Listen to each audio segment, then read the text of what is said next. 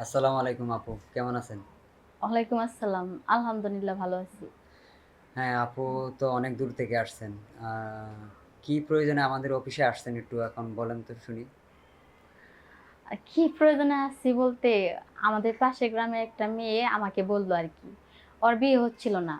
টাকার অভাবে ওর মা বিয়ে বাবা-মা বিয়ে দিতে পারতেছিল না। পরে আমাকে বলল যে, "তুমি এই যে এখানে যে নাম্বারটা দিছি তাদের সাথে যোগাযোগ করো। তাদের সাথে যোগাযোগ করলে তাহলে আমার মতো তোমারও বিয়ে হয়ে যাবে তাড়াতাড়ি।"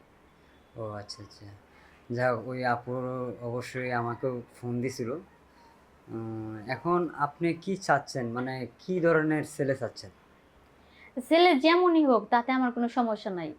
কিন্তু তার মনটা যেন ভালো থাকে, সে যেন আমাকে ভালোবাসে, আমাকে সময় দেয়। আর বিশেষ করে আমার টেক কেয়ারটা যেন বেশি করে। হ্যাঁ, অবশ্যই যারা আপনাকে এই ভিডিওর মাধ্যমে দেখে শুনে নিবে, তারা অবশ্যই ভালো মনের মানুষ হবে। কারণ ভালো মনের মানুষ শুধু যারা প্রেম বোঝে, তারা অবশ্যই ভবিষ্যৎ জীবনে, সাংসারিক জীবনে সে ভালো মানুষ হিসাবেই থাকবে। তবে আমাদের দর্শকরা উদ্দেশ্যে একটা কথাই বলবো, আমাদের এখানে আমাদের অফিসে যারা আসে, যে মেয়েগুলো, যে আপুরা আসে, তারা একটা বিশ্বাস নিয়ে আসে কিংবা একটা ভরসা নিয়ে আসে। আপনাদের সাথে যদি কোনো ধরনের মানে যোগাযোগ হয়, আপনারা ওই ভরসাটা রাখবেন কিংবা আমাদের অফিসে যেন কোনো কেলেঙ্কারি না হয়, যেন এই আপু যেন না বলতে পারে যে আমাদের অফিসের মাধ্যমে যে ক্ষতি হয়েছে, এবং আপনাদেরও ওরকমভাবে যেন ক্ষতি না হয় সেটাও আমরা এখানে আপুর সাথে আমরা পুরোপুরি কথা বলবো। তো আপু আপনি কোন ধরনের ছেলে চাচ্ছেন? বিদেশি না দেশি না বয়স্ক নাকি একদম বয়স কম? না ভাইয়া, বয়স কম ছেলে কেন চাইবো? কারণ মোটামুটি আমারও বয়স হয়ে গেছে। আমি চাচ্ছি যে যদি বয়স ৪০ প্লাস হয় সবচেয়ে বেশি ভালো হবে। কারণ এইসব মানুষটা বউদের মানে বউকে বেশি ভালোবাসে। আর বিশেষ করে বউদের বেশি টেক কেয়ার করে। আর দেখতে যেমনই হোক তাতে আমার কোনো সমস্যা নাই। আর আমার সবচেয়ে বেশি পছন্দ হচ্ছে প্রবাসী ছেলেদের। কারণ যারা প্রবাসে থাকে তারা বউকে সবচেয়ে বেশি ভালোবাসে। হ্যাঁ, অবশ্যই। কারণ আমরা ইদানিং যতগুলো মানে বিয়ে হইছে সব প্রবাসী, বেশিরভাগ প্রবাসী। আর প্রবাসীদের দেখলাম যতটুক তাদের বেশি বউয়ের প্রতি আসক্ত এবং ভালোবাসা বেশি। আর যাদের বিয়ে হইছে আমরা ওদের খোঁজখবর নেই যে সাংসারিক জীবনে কেমন আছে। আমরা ২ পক্ষেই কল দিই। ছেলেকেও কল দিই, মেয়েকেও কল দিই। সবাই বলে আলহামদুলিল্লাহ।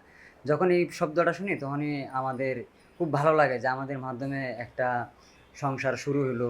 তারা ভালো দিনকাল কাটছে। যাই হোক আমরা এই প্রত্যাশায় আমরা এই ভিডিওটা চালায়া যাচ্ছি। তো এখন যে বিষয়টা হইলো যে আপনি কি এর আগে কোনো প্রেম, বিয়ে-শাদী এরকম কোনো কিছু হইছে কিনা আমাদের দর্শক তো জানতে চাইবে আপু। না, এর আগে কখনো বিয়ে-শাদী হয় নাই। আর বিয়ে-শাদী হবেই বা কিভাবে? কারণ বিয়ে দেওয়ার মতো সামর্থ্য তো আমার ফ্যামিলির কারো নাই। মা মারা গেছে ছোট সময়, বাবার বয়স হয়ে গেছে। আমরা হচ্ছি ৩ বোন। ১ ভাই, ভাইটা ছোট আর ৩ বোনের মধ্যে হচ্ছে আমি বড়। ছোট বোনগুলা পড়াশোনা করতেছে। আর আমি যেহেতু বড়, অল্প একটু পড়াশোনা করছি। আর এখন বিয়ের জন্য যারা পাত্র আসে বা পাত্রপক্ষ দেখতে আসে তারা সবসময় কি যৌতুক ডিমান্ড করে। কারণ যৌতুক দেওয়ার মতো আমার বাবার সামর্থ্য নাই। সে কারণে আমার বিয়েটা হচ্ছে না। যদি যৌতুক ছাড়া কেউ আমাকে বিয়ে করতে চায়, তাহলে আমার কোনো আপত্তি নাই। সে যেমনই হোক দেখতে তাতেও আমার কোনো আপত্তি নাই। কিন্তু তার মনটা যেন ভালো হয়। আর সবচেয়ে বড় কথা হচ্ছে যদি প্রবাসী হয় তাহলে আমার আরো কোনো আপত্তি থাকবে না। হ্যাঁ, সেটা অবশ্যই। আর আমাদের অফিসের যে পলিসি, যেটা সিস্টেম সেটা আপনার কাছ থেকে জেনে নিলাম এইজন্যই। কারণ এই মানুষের জীবনে থাকতে পারে না প্রেম, ভালোবাসা কিংবা বিয়ে-শাদী। সেটা আমাদের একটা অফিসের পলিসি, যেটা আমি জানতে চাইলাম। যাক আলহামদুলিল্লাহ আপনার কোনোটাতেই না। আপনার দরিদ্র পরিবারের একজন মেয়ে, যার কারণে হয়তো আপনি ওরকমভাবে আপনার সুযোগ সুবিধা হচ্ছে না বিয়ে-শাদীর। কারণ আপনার গ্রাম হয়তো একটা ছোট্ট একটা গ্রাম। আর গ্রামের মানুষ কিন্তু ওই দরিদ্র পরিবারকে ইগনোর করে, মানে পছন্দ করে না। আর আমাদের সোশ্যাল মিডিয়াতে অনেক দরদি মানুষ আছে এবং ওনারা ওদের মনের মতো মেয়ে চায়, যেন তার কথা শুনে তার কথা একদম ভালো একটা বউ হবে। তা আমাদের মাধ্যমে তো আপনারা ভিডিওগুলো দেখছেন না? ওই আপু তো আপনার অবশ্যই ভিডিও হ্যাঁ, দেখাইছে। ওই আপুর ভিডিওগুলা দেখছি। আবার ওই আপুর যে বিয়ে হইছে সেখানে আপু অনেক ভালো আছে। আর আপু যখন আমার সমস্যাগুলো শুনছে তখন আমাকে বলল যে, "তুমি অফিসে যাও, ভাইয়াদের নাম্বার দেওয়া আছে, ভাইয়াদের সাথে যোগাযোগ করো। ভাইয়ারা ভিডিওর মাধ্যমে তোমার একটা ব্যবস্থা করে দিবে।" সে কারণেই আমি এখানে আসছি। আমি চাই যে আপনারা আমার একটা ব্যবস্থা করে দেন। হ্যাঁ, যেহেতু আসছেন, সোশ্যাল মিডিয়াতে আমরা প্রচার করব, দেশ বিদেশ ভাইদেরকে দৃষ্টি আকর্ষণ করছি। আপনারা যদি ভালো একটি বউ চান, তাহলে আমার আপনাকে দেখে যতটুকু মনে হলো, আপুটা অনেক সাদা দিলের মানুষ।